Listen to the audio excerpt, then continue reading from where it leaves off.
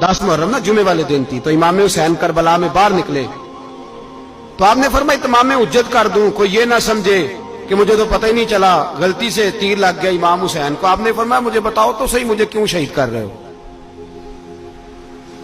کوئی نہ بتا سکا تو امام حسین نے فرمایا مجھے کیا ضرورت تھی مدینہ چھوڑ کے، مسجد نبوی چھوڑ کے آتا، میں تو اس لیے آیا ہوں کہ جس کو تم نے حکمران بنایا وہ شرابی ہے۔ کون ہے؟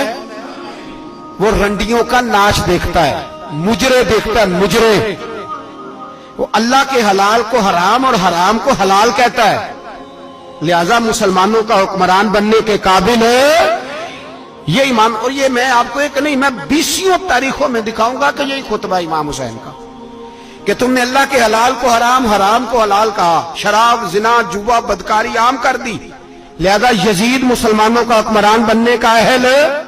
امام حسین خطبہ دے رہے ہیں تو یزید کی فوج سے نا لشکر آوازیں دینے لگا، کیا بلا؟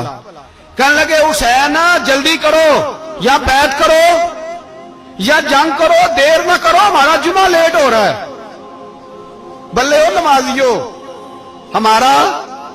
ہمارا جمعہ لیٹ ہو رہا ہے، جمعہ حسین کو شہید کریں گے، گردن کاٹیں گے، پھر جمعہ پڑھیں گے، نماز پڑھیں گے اور نماز میں کہیں گے اللہم صلی علی محمد وعلی، یہ نمازی ہیں۔ اہل بیت کی گردن پہ چھری چلائیں گے، پھر نماز پڑھیں گے اور کہیں گے اللہم صلی علی محمد وعلی، بلے ہو نمازیو۔ علامہ ہزاروی کہا کرتے تھے بلے ہو نمازیو، کیسے نمازی ہو کہ اہل بیت کی گردن پہ چھری اور ساتھ ہی اللہم صلی علی محمد وعلی، یہ کیسے نمازی ہو؟ یہ آج پوری دنیا کا حکمران اللہ ماشاءاللہ اسی طرح کا نمازی ہے۔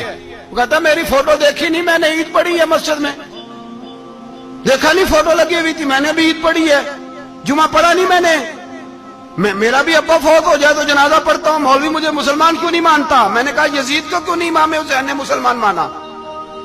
وہ تو دمشق کی جامع مسجد کا خطیب تھا۔